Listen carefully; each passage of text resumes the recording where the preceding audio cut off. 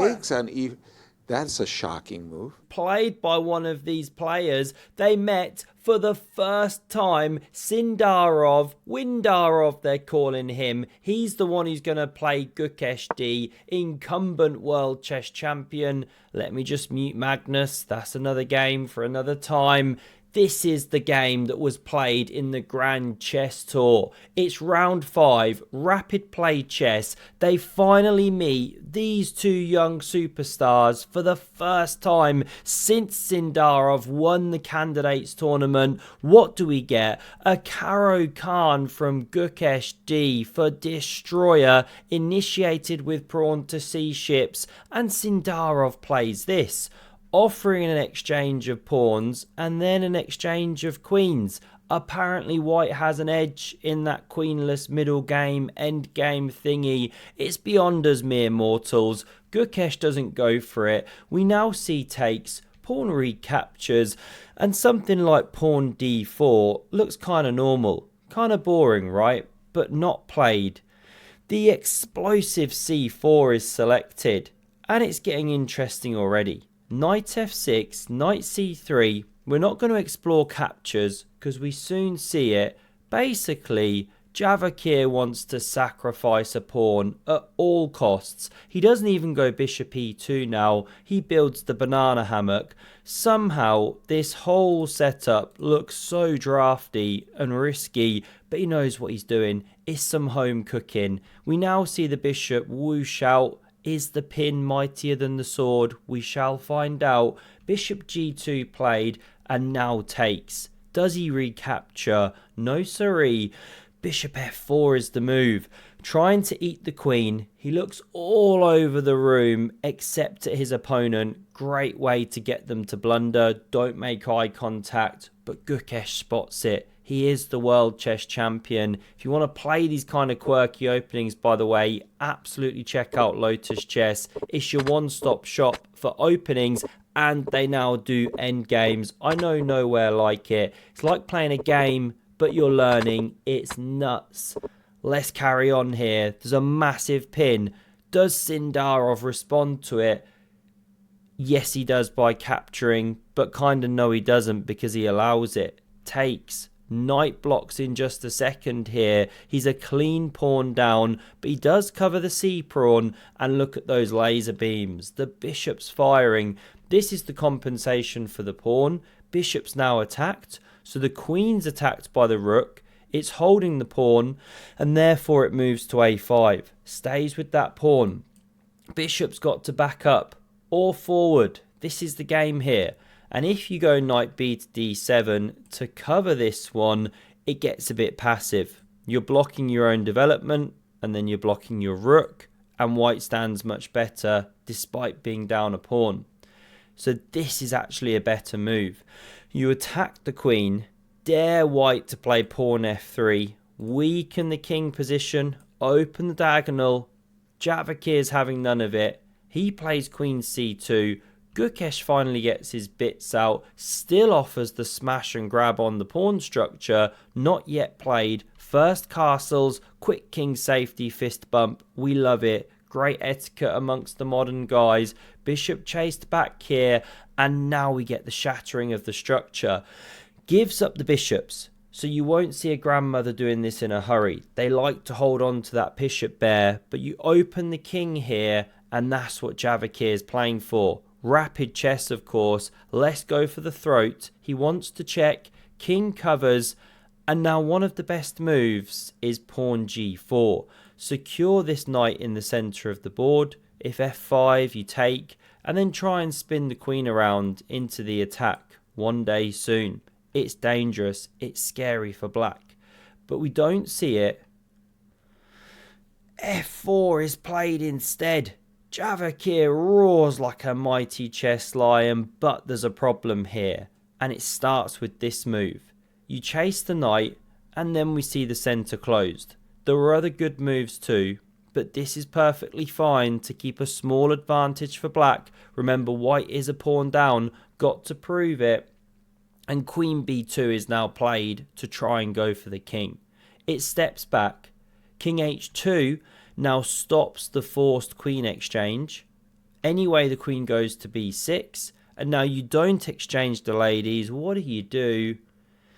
Yes, you slide over into the attack. Prepare to checkmate. Super scary. This is the best way to defend.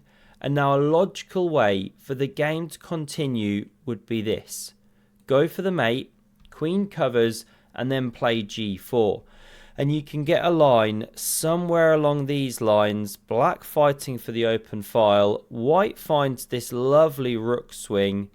And you can even get some kind of draw like this. Not saying the line would have gone like this, but it could have. Check. Queen blocks. Check. And you have to keep blocking. You can't step, or the file peels open. But this is kind of the course the game should have been going. And g4. In the game, we get the absolutely shocking move. Serwan almost falls off his chair. Knight takes on e4. Now that's an absolute shocker. We've not seen anything like that since Gukesh D went down to the tattoo parlour with Vishy Anand Sir just to get matching mushroom tattoos. Mushrooms. What's the problem? Well, after pawn takes, yes, you can push on. This is the game, but that bishop is far from trapped. Now don't go to d7. You run into a rook on the d file. You lose a piece. So this is the play. But f6 isn't working. Maybe this is what Sindarov miscalculated. Maybe he just instinctively thought it was a winning attack. But if you do this, there's a few good moves actually. But this is the best way to play. Go for the queen exchange. No queen g4. That's very important. Let's say queen h5. Trying to slow-mo creep in. Well, now there's e3. This is easy to miss from afar.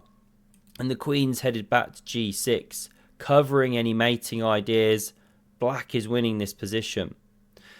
So in the game, we didn't see the pawn crack on. We saw rook c to d1, chasing the lady back, but she's now where she wants to be, defending hubby. Queen takes on e4's played. Rook d8, not the most precise defensive moves by Gukesh, but they're good enough right now. You couldn't develop, by the way. You know, this rook's super annoying. So we understand the challenge of the file. This is the game. I just slipped into the actual move played. Knight recaptures here and queen e8 check. I guess I'm just an effortless grandmaster. This king steps up. Rook f4. Do you even rook lift, bro? The king is coming to be eaten by the rook. So h5. You have to cover this square. Gukesh finds the move. This was played in response, trying to eat that pawn, and Gukesh understands this is the best play. Let white take it, use the time to get your bits back into the game. You can swing the rook to different squares, but to no avail. In the game, the rook goes here.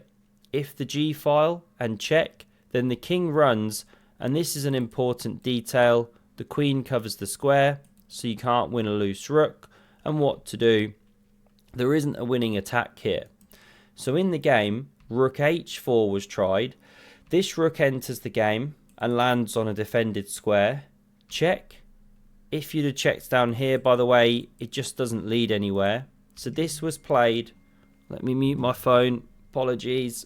Now we see this king step back, queen f4, and you want to go g4, g5, but watch this. The rook hits the second. If you now go g4, you hang a rook. So this is a problem. Queen f3 hits a rook. It's not blundered. A pawn is gobbled. Queen e3. Now this one enters. Mate in one threatened. You have to cover or go on the counter. But it doesn't lead anywhere. The check is played. The queens are swapped. Another check. But this should be plain sailing for a top chess player like Gukesh D, world chess champion. Yes, Sindarov's got some running pawns, but it's not enough here. Not when black's got the extra piece. Calm and composed. Not easy to win a one game, but Gukesh makes it look easy. Chops here with check. Swings round with the knight to stop the pawn. And here we see resigns. If you make the queen... Let me try that again.